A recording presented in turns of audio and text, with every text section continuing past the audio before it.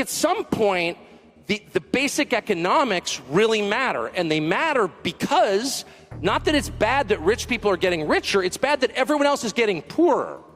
And it's especially bad that young people can't afford homes. I have watched us spend tens and tens of billions of dollars on affordable housing. 10 years ago, the average age of a first-time home buyer in America was 28. Today, it's 38. We're going backwards here. A house that cost 4 years ago $304,000 costs $423,000 today. And I have watched us give state and local government billions, and they gladly take the money, and nothing changes. Because a lot of folks, their home is their biggest investment. And they don't want affordable housing nearby. And some of them don't want any new housing nearby because of the pressure it puts on infrastructure. If you want a measure of how your economy is doing, I personally favor eliminating GDP as a measure. I don't even know what that is. It's clearly not relevant.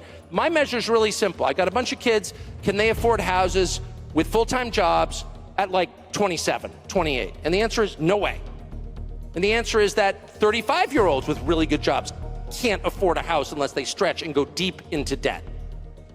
And I just think that's a total disaster.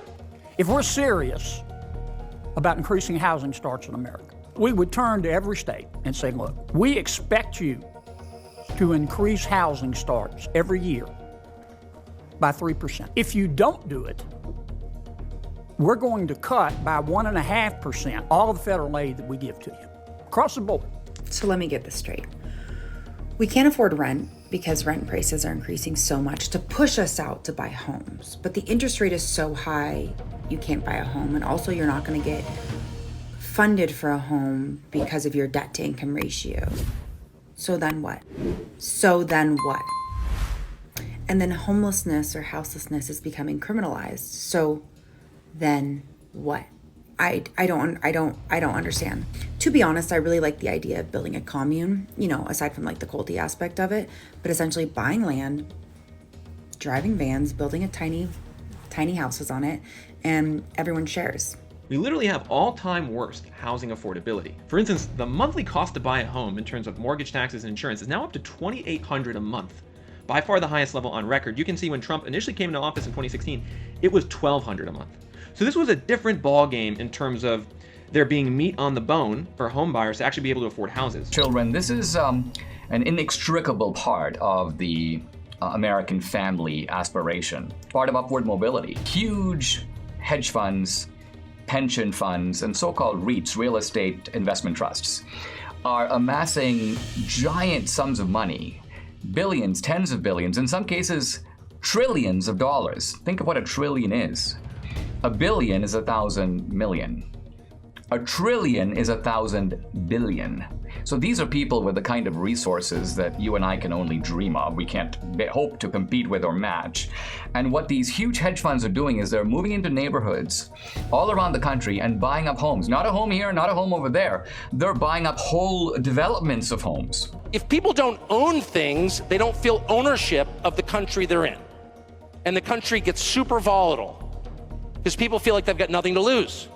When you have a lawn, trust me, you're thinking long term. Second, it's really hard to have a family without a house. It is. Back in 2016, the typical home buyer was spending about 24% of their income on mortgage costs if they were to buy. Now it's 40%. A neighborhood of 124 homes. In swoops the big corporation and buys the entire SFR. What's an SFR? Single family rentals. So it's not single family homes to own. They buy the home and then they look for people to rent it. So what's going on here is a trend, and this is happening, by the way, not just in one place. It's happening all over. It's happening in San Diego. It's happening in the South. It's basically happening in all desirable communities where you have nice homes, good schools, relatively safe neighborhoods, and the effect of it is to turn the American family owner into an American family renter. People want a little house, not some McMansion, just a little normal house.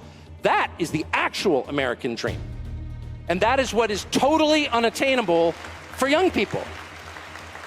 So that is a national emergency. One of the reasons it's happening is because normal people with normal jobs no longer believe they can win in this system, and that all the money is going to the worst people.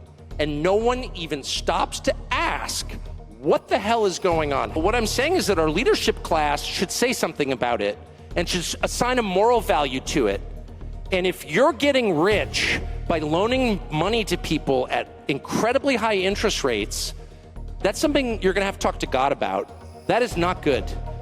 They want you to rent and own nothing and be happy. I don't know where that saying came from or what the whole situation is, but you think back 2 years ago when the interest rates doubled in about 3 or 4 months, and you also look at major corporations are purchasing hundreds of homes literally on a daily basis. So you have major corporations purchasing homes. Their biggest competition is the first-time home buyer. Their biggest competition is the first-time home buyer because they're focusing on purchasing houses that are in that first-time home buyer price range. What I am is very worried that if we don't do something really soon, we're gonna wind up like New York City. That there's gonna be actual radicalism. And that radicalism will take very unhelpful forms. And you're gonna see race and ethnic hatred that's real. And that you're gonna see people behaving in hard to control ways. I wanna look around and see a better country. I wanna see a country I recognize. I don't wanna see people sleeping on the sidewalk. That's a crisis, okay? That's a crisis. If you're in the hole to DraftKings to a point where you can't pay. No, I'm serious. These are huge problems, and most of them are money related. And if they're not solved, you're not getting married, and you're not having children, and you're not gonna have a happy, fulfilling life, period. And they tell you, oh, it's all about values. Yeah, okay, values. You can't afford a house? I don't care what your values are like. You're not having 4 kids in an apartment. So you need to be heard on that. And anyone who tells you, oh, shut up, racist, hoist the middle finger. This has me wondering if the president matters at all for the current state of this housing market, because we're literally in a record housing bubble. Home prices have never been higher relative to inflation, relative to income and wages. And so we're really gonna need to see improvements in prices and affordability before we can forecast any major improvement in buyer demand. Well, young people can't come in and afford to buy the houses that were selling in Hendersonville. I mean, it's hard to get a house in Hendersonville under $500,000. Yeah, I mean, so you got Jimmy and Jane getting married, having a baby boy, baby girl, and wanting to move into an area that they can live cheaper. They can't live in a $500,000 house. I mean, it takes you got to make a couple $100,000, $150,000 a year just to support it, and then you're living on beans and rice almost. Right. Yeah. So it just doesn't make sense. Yeah. So what's going to happen? Wages are going to have to skyrocket. They're going to have to come up, or the government's going to come in and subsidize. Which the government wants to subsidize. The government wants to subsidize because when they subsidize your income, they control you. Yep. And the government wants everybody on their dime so they can tell them what to do, and everybody will bow down and submit to the king government just so that they can get their way.